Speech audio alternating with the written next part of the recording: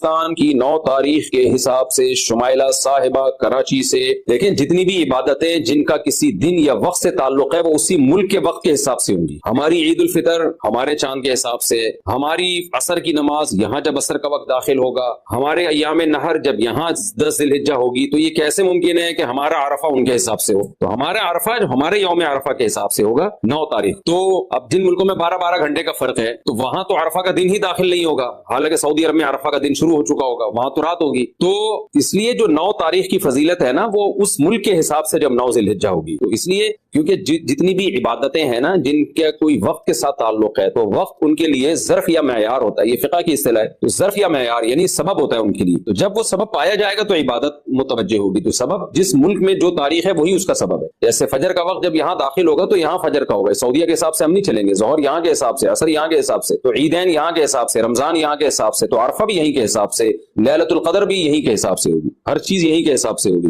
9 ذی الحجہ کے روزے کی فضیلت. کیا یوم عرفہ کا روزہ رکھنا کسی حدیث سے ثابت ہے؟ نیز عرفہ کا ایک روزہ رکھنا سنت ہے یا 2؟ حبیب خان سعودی عرب سے. جی صحیح حدیث سے ثابت ہے عرفہ کا روزہ. آپ صلی اللہ علیہ وسلم نے فرمایا مجھے امید ہے کہ جو یوم عرفہ کا روزہ رکھے گا تو یہ ایک دن کا روزہ 1 سال پچھلے اور 1 سال اگلے گناہوں کا کفارہ بن جائے گا. علماء کہتے ہیں اس سے صغیرہ گناہ مراد ہوتے ہیں، کبیرہ مراد نہیں ہوتے. تو یہ بہت بڑی فضیلت ہے، اس لیے عرفہ کے روزے کا اہتمام کرنا چاہیے. عید کتنے دن ہوتی ہے؟ 1 دن یا 3 دن؟ عید الفطر اور عید الاضحیٰ ایک دن ہوتی ہے یا 3 دن؟ زوجہ منصور کڑک سے. کرک ہے یہ پتہ نہیں، کرک ہے میرا خیال ہے، KPK میں کرک. عید الفطر 1 دن کی ہوتی ہے اور عید الاضحیٰ میں جو قربانی کے دن ہے وہ 3 دن ہے. اس لحاظ سے ان 3 دنوں کو عید کا دن کہا جاتا ہے. تو ویسے تو اسپیسیفک 10 ذی الحجہ ہی عید کا دن ہے، لیکن قربانی کے دنوں کو ملا کے 3 دن عید کے کہے جاتے ہیں، کیونکہ 10 11 12 ان تینوں دن قربانی ہوتی ہے اور عید الفطر 1 دن کی. چوتھے دن قربانی کرنے کا حکم. کیا چوتھے دن قربانی کرنا صحیح ہے؟ کیا نبی کریم صلی اللہ علیہ وسلم نے چوتھے دن قربانی کی ہے؟ بنت عزیز احمد انڈیا سے. کسی صحیح حدیث سے ثابت نہیں ہے کہ آپ صلی اللہ علیہ وسلم نے چوتھے دن قربانی کی ہے یا چوتھے دن قربانی کا حکم دیا. کوئی صحیح حدیث اس بارے میں موجود نہیں ہے، اور اس کے برخلاف صحابہ کرام کے کثیر تعداد میں صحیح سند سے فتاوی موجود ہیں جن میں ہے کہ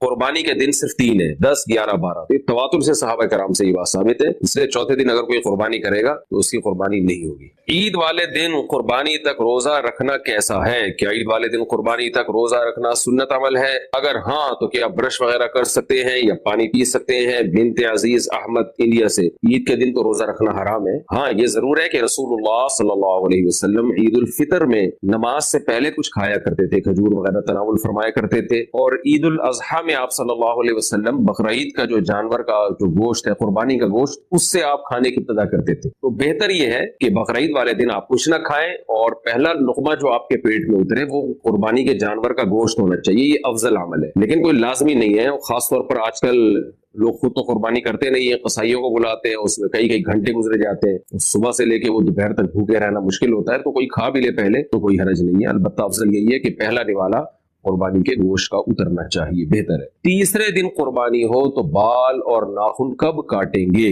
اگر مجھے تینوں دن قربانی کرنی ہو تو میں اپنے بال اور ناخن پہلے دن قربانی کے بعد کاٹ سکتا ہوں یا پھر ساری قربانی کرنے کے بعد تیسرے دن کاٹنا بہتر ہے؟ فقیہ الزما دہلی سے. نام تو بڑا خاندانی رکھا ہوا، فقیہ الزما. جناب فقیہ الزما صاحب، اگر آپ نے تینوں دن دیکھیں، نبی صلی اللہ علیہ وسلم نے فرمایا جس نے قربانی کرنی ہو تو ذی الحجہ کا چاند نظر آنے کے بعد اسے چاہیے کہ وہ اپنے بال اور ناخن نہ کاٹے. یہ بہتر عمل ہے، سنت عمل ہے، لازم نہیں ہے. پہلی بات تو یہ. اور سنت بھی اس کے لیے جس کے بال اور ناخن بہت زیادہ بڑھ نہ چکے ہیں، اس کے لیے بہت زیادہ ناخن اور بال بڑھ چکے ہیں پھر تو کاٹنا واجب ہے. تو اگر آپ نے چاند رات سے پہلے بال ناخن کاٹ لیے، بہت زیادہ نہیں بڑھے ہوئے، تو افضل یہی ہے کہ قربانی کر کے کاٹیں. تو جب آپ پہلی قربانی کر لیں گے تو اس کے بعد، کیونکہ حدیث کے جو الفاظ ہیں وہ یہی ہے کہ جو قربانی کرے تو پھر اس کے بعد، تو جب آپ پہلی قربانی کر لیں گے تو پھر یہ سنت پوری ہو جائے گی. تیسرے دن تک انتظار ضروری نہیں ہے اس کے لیے. نماز عید سے پہلے قربانی کا حکم. کیا عید کی نماز سے پہلے قربانی جائز ہے؟ اگر کسی کو علم نہ ہو اور اس نے قربانی کر دی تو اس کے بارے میں کیا حکم ہے؟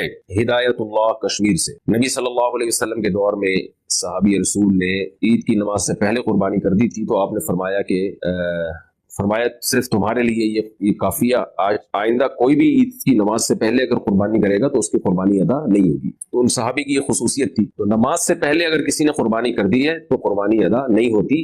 یہ حکم شہر کا ہے.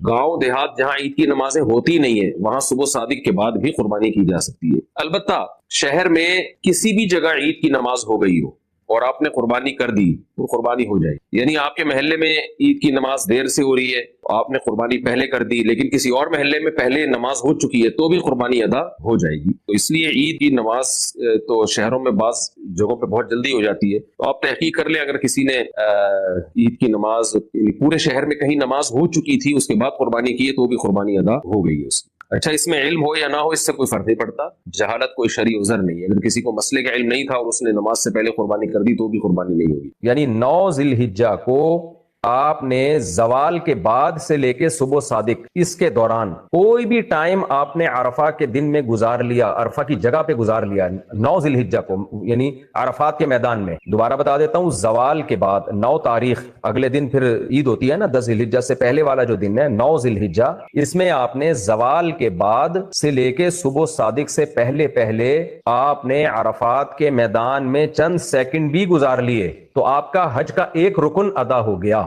سنت یہ نہیں 1 سیکنڈ گزاریں آپ، سنت طریقہ تو پھر پورا یہ ہے کہ مغرب تک آپ، زوال کے بعد سے لے کے مغرب تک آپ وہیں رہیں عرفہ میں، اور پھر مغرب کے بعد آپ مزدلفہ چلے جائیں. تو یہ ہے، لیکن واجب جو رکن ہے یعنی حج آپ کا ہو جائے گا، ایک رکن اس کا ادا ہو جائے گا. دوسرا رکن کیا ہے؟ طواف زیارت. طواف زیارت کا کیا مطلب؟ بقرعید کے 3 دنوں میں جو طواف ہوتا ہے وہ طواف آپ بیت اللہ کے ساتھ چکر آپ لگا لیں. تو یہ 2 ارکان ہیں، یہ 2 کسی نے پورے کر لیے بشرط کہ آپ احرام کی حالت میں ہو. شرط یہ کہ احرام میں، یعنی وقوف عرفہ کے لیے شرط یہ کہ احرام کی حالت میں ہو آپ. باقی طواف زیارت کے لیے احرام میں ہونا شرط نہیں ہے. شرط کا کیا مطلب ہوتا ہے؟ جیسے نماز کے لیے وضو شرط ہے. اب نماز کے ارکان کیا ہیں؟ قیام ہے، رکوع ہے، سجدہ ہے، یہ سب نماز کے ارکان ہیں. لیکن شرط کیا ہے؟ باوضو ہونا. اگر آپ باوضو نہیں ہوں گے تو یہ ارکان ادا نہیں ہوں گے. تو اسی طرح آپ کا احرام میں ہونا ضروری ہے. احرام کسے کہتے ہیں وہ بھی میں بھی آپ کو بتاتا ہوں. تو احرام کی حالت میں ہوں گے آپ، اور پھر عرفہ کا آپ وقوف کریں گے، یعنی میدان عرفات میں کچھ دیر بھی جا کے ٹھہر جائیں گے، اور پھر آپ طواف زیارت کریں گے بقرعید کے دنوں میں، تو آپ کا حج ادا ہو گیا. باقی جتنی بھی حج کے جو مناسک ہیں، رمی کرنا یا منی میں قیام کرنا، ان میں کچھ مناسک ایسے ہیں جو واجب ہیں، نہیں کریں گے گناہگار ہوں گے، لیکن دم دینے سے وہ تلافی ہو جائے گی. اور کچھ مناسک تو ایسے ہیں جو واجب ہیں ہی نہیں، سنت مؤکدہ ہیں، جیسے وہ جو منی میں قیام کرنا. اور کچھ مناسک ایسے ہیں جو سنت غیر مؤکدہ ہیں، وہ ڈیٹیل پھر آپ کتابوں میں جا کے پڑھ لیں، اور اس کی عامی آدمی کو ضرورت نہیں ہے. بس اتنا علم ضروری ہے کہ 2 کام اگر آپ نے کر لیے، احرام کی حالت میں آپ نے عرفہ کا وقوف کر لیا اور آپ نے طواف زیارت کر لیا، تو آپ کا حج ادا ہو گیا. آپ حاجی کہلائیں گے، الحاج آپ کہلا دیں گے. باقی اگر پھر کچھ غلطیاں ہوئی ہیں تو وہ علماء سے پوچھ لیں، کسی غلطی میں آپ کو دم دینا پڑے گا، کسی غلطی میں آپ کو دم بھی نہیں دینا پڑے گا. تو یہ وہ پھر کتابوں میں ڈیٹیل ہے. مجھے موقع ملا اگلے سال سے پہلے انشاءاللہ میں حج پہ ایک اچھی سی ڈاکومنٹری جو اپنی آواز میں ریکارڈ کرواؤں گا، جو سلائیڈیں دکھا کے اور آسان الفاظ میں کوشش کروں گا. ویسے ڈاکومنٹریز الحمدللہ اہل علم بنا چکے ہیں، وہ آپ دیکھ سکتے ہیں.